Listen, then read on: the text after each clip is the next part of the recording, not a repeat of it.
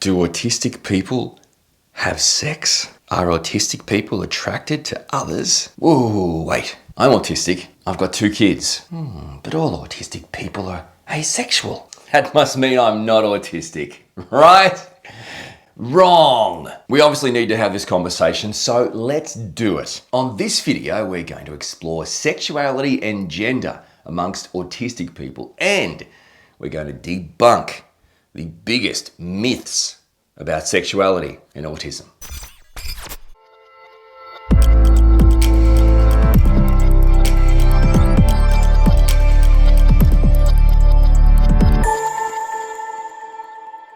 Hey, I'm Orion Kelly and I'm autistic. Now, since my diagnosis, I've devoted my time to advocating for the autistic community, and I do that through my podcasts, my blogs, and these YouTube videos. And the goal, the end game, is to help increase the level of understanding and acceptance of autistic people. So, hopefully, that's something you'd be interested in learning more about. If it is, I would absolutely be delighted if you would subscribe to my YouTube channel so we can reach even more people. Very simply, hit that subscribe button and don't forget to ring that notifications bell so you never miss another video.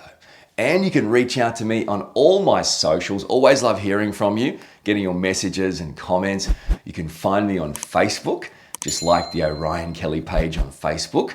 I'm also on Twitter. Yep, I tweet. I haven't been banned yet.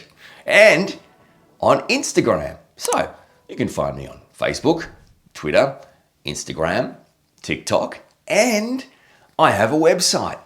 So come and check me out, orionkelly.com.au. Now on my website, you will find everything you need to know about me. There's my blogs you can read, all my podcasts, and the links to these YouTube videos, and a whole heap more. You can even reach out and send me a message. Clearly, we can't go through every possible sexuality in one video. So on this video, I'll be discussing aromantic, or arrows, asexual, ace, and demisexual. Plus, we'll spend a little bit of time unpacking the current research around autistic people and gender and how they identify. Okay, now on this whirlwind tour of sexuality and autism, we are starting with aromantic.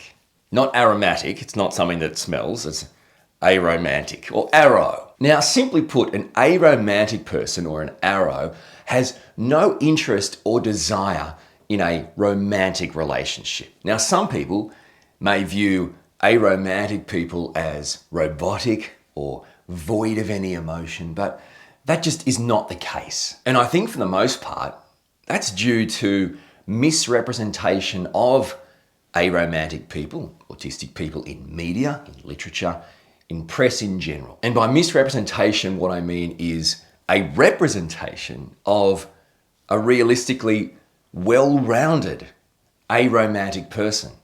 They're not robots. So the representation of a realistic, well-rounded human being who happens to be an arrow, aromantic, is what's required to help with this myth. You can be just aromantic. You could also be aromantic and asexual, and we'll talk about asexual next. Or you can be none of the above. For example, I personally don't identify as aromantic. I don't identify as asexual. I may well identify as demisexual, and we'll get to that in this video. So I guess the point to be made here is, although there are absolutely autistic people who are aromantic or asexual, just like there are plenty of neurotypical people who have varying sexualities, it does not mean that all autistic people are. It does not mean that all autistic people lack a sexual desire, lack any desire for that matter, with regards to romantic sexual relationships. That is not the case. There are people who are, but there are people who are not. So it's important we understand that, the nuances of it, rather than just carrying on a silly myth. All right, let's talk about asexual. Now, I think this one is really common with myths and misconceptions around autistic people generally. There's, I guess, a misconception or a myth or a belief that all autistic people are asexual. Well, do you even know what asexual means? The idea that people believe all autistic people are not sexually active or even have sexual desires. It's not true, but it certainly is true for some autistic people, okay? So it's not that the myth is right, the myth is wrong, but we need to dig deeper. So let's explore asexual. An asexual person, an ace, has a lack of sexual desires, attractions, feelings for others, as opposed to an aromantic who has no desires. Of course, like we said, arrows can also be ace, so it's combined. There are all different variances, but we're talking about breaking myths here. Okay, so it's important we understand the differences. So asexual has a lack of those desires. Now, I hope I'm not getting too confusing, but also it's important to note that asexual people, aces, they shouldn't be confused with people who identify as sex repulsed. Okay, now I say that because it isn't uncommon for asexual people, even though they lack the desire, the feelings, to still have sexual relationships for the benefit of their partner. So they can have sexual relationships, but it's not really for them. Also, interesting to note, some asexual, some aces like to wear a black ring on their right hand. Just saying. Importantly to note, let's not confuse asexual people with people who make the choice to be abstinent, right? To be celibate. See, that's a choice. Those people choose to go, you know what, from now on, I'm going to be celibate or whatever. They're choosing to do that. That is not the same as someone who was born asexual. It's not a choice for them. It's not a phase for them. Asexual people have reported that a lot of people often tell them younger in life that, oh, it's just a phase. You're just going through a phase, you'll be right. So as a rule, for the most part, people who are genuinely asexual, number one, absolutely don't just choose to be celibate or not have sex or desires or whatever. They don't.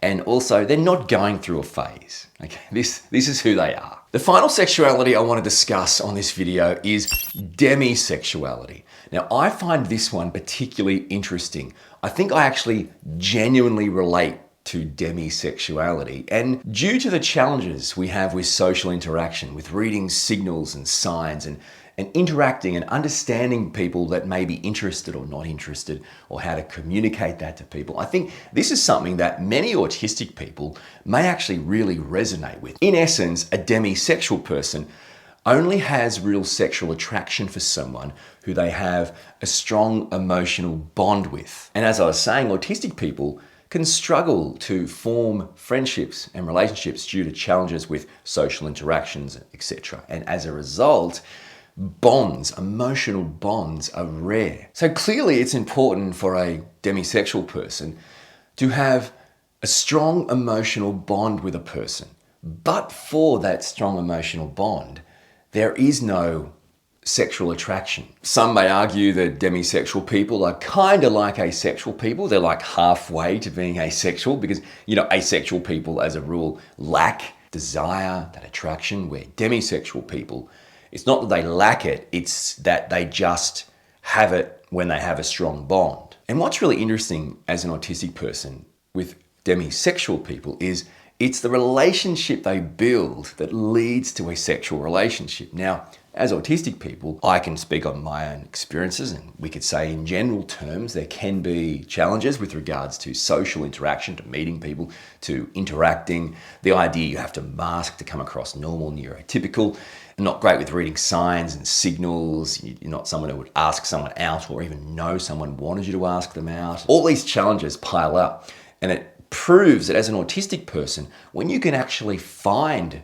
someone you connect with, and you can actually find someone you have an emotional bond with, they may be friends, or it may be a relationship. Finding that person who understands you, who's interested in you, who appreciates your differences rather than looks down on them, creates a bond, creates a relationship, and therefore creates a sexual relationship, or at least opens it up to that. So this for me is very relatable as an autistic person. The idea that you would only have desires or attraction to people who you've formed a bond with, an emotional bond, a relationship with, rings really true to me. Now, I think the relationship between sexuality, gender, and autism is so complex, I could absolutely never fit it into one video.